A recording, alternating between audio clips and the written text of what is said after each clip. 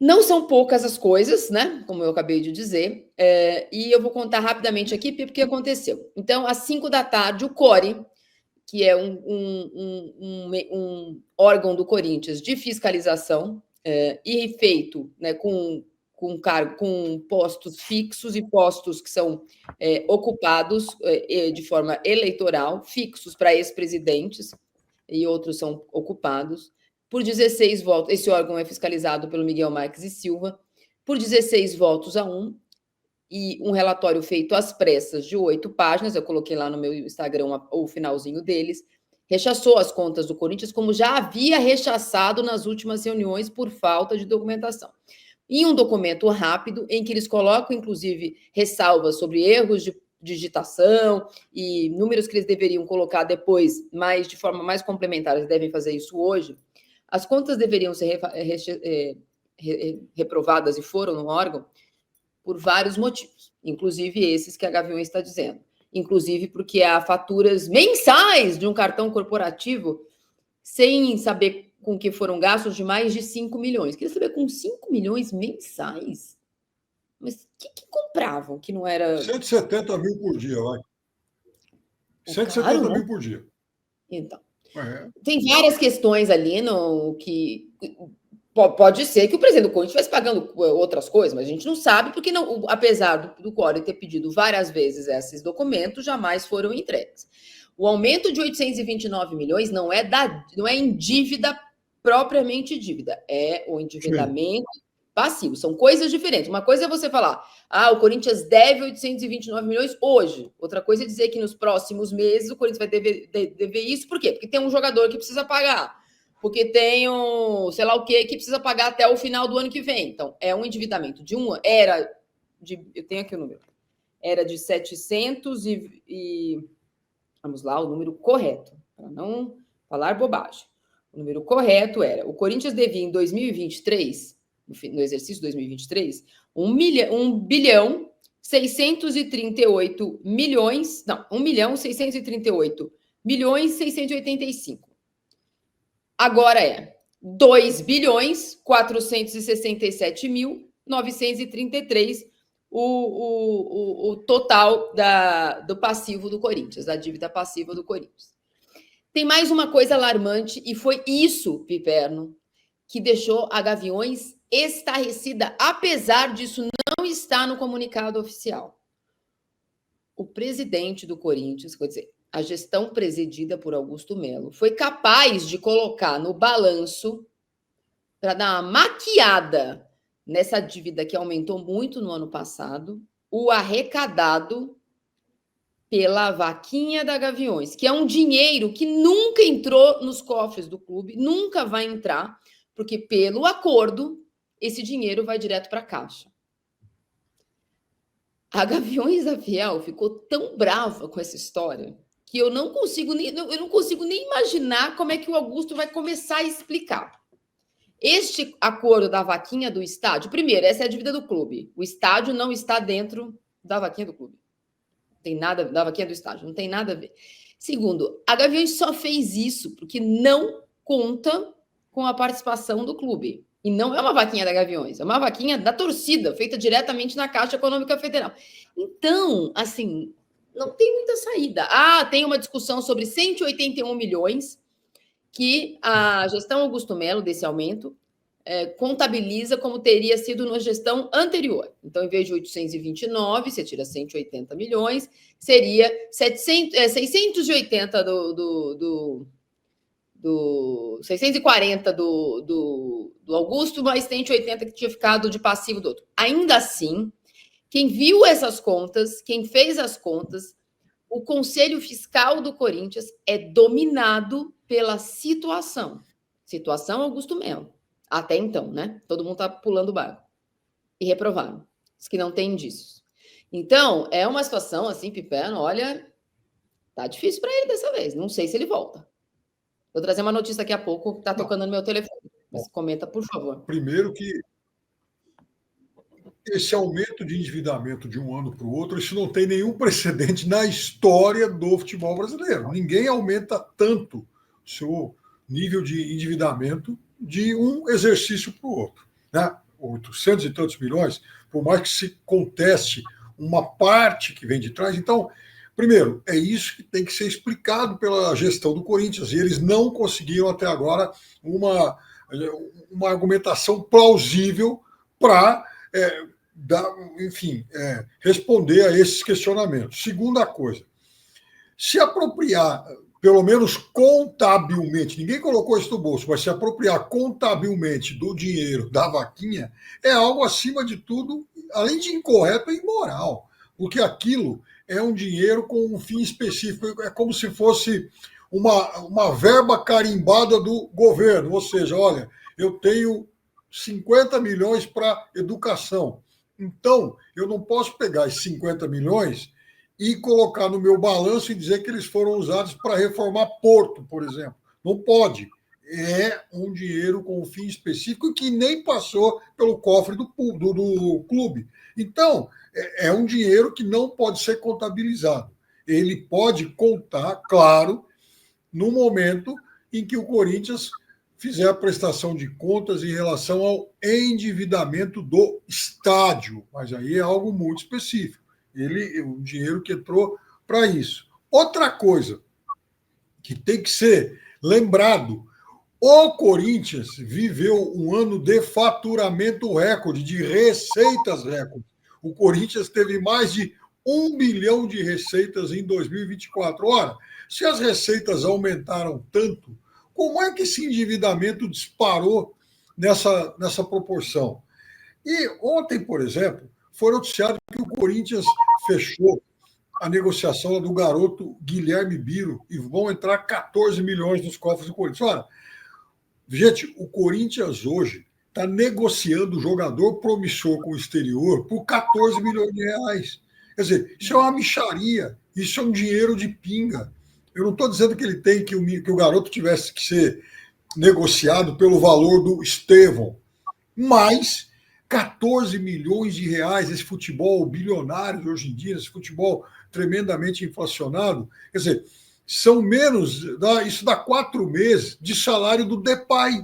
Como é que o Corinthians pode entregar um garoto promissor por 4 meses de salário do Depay? Então, só faz isso quem está desesperado, quem não tem dinheiro nem para pagar a merenda. Então, essa é a realidade do Corinthians hoje. Agora, por que chegou a esse nível?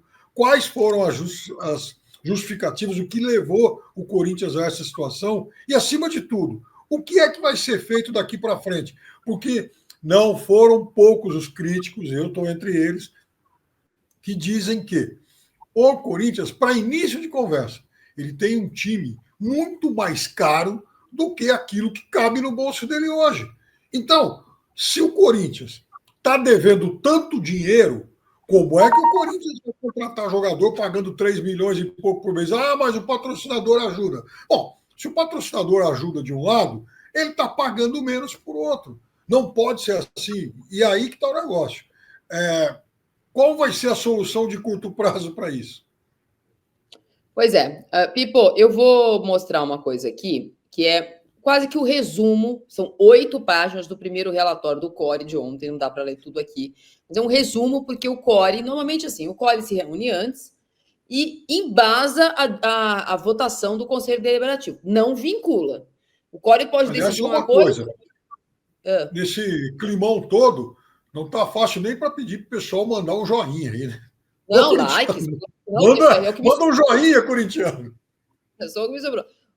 Só para explicar a lógica, não é porque o CORE decidiu, ou porque a Comissão Fiscal decidiu que o CORE tem que acompanhar, obviamente, que você deveria fazer isso. Tem uma comissão fiscal, o CORE analisa, normalmente assim, mas não é vinculante. Então, o CORE encaminhou a reprovação baseado nisso aqui, ó, Pipo.